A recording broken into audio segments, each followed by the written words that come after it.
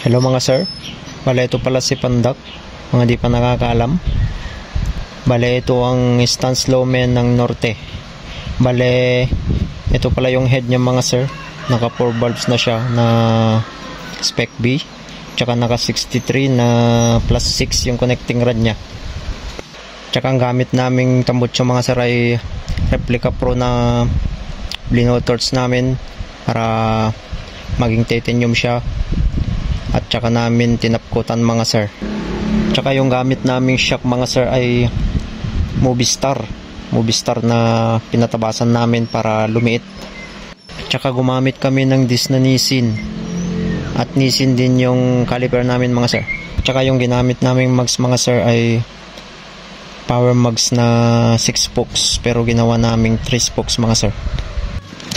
Kaya namin ginawang 3 spoke mga sir para mas magandang tignan, tsaka pininturahan din namin ng puti. At ang gamit din naming upuan mga sir ay Takata Japan na nilagyan namin ng plastic para mas magandang tignan. At tsaka tignan natin yung clearance sa likod mga sir, yung tapaludyo nya. Kaya nilagay ko rin yung badge ko ng MOR mga sir, 1433. At ito din yung gamit naming susian na may samurai. Bale susian to ng 4 wheels mga sir. Papakita ko din sa inyo kung paano tumaas yung air niya mga sir.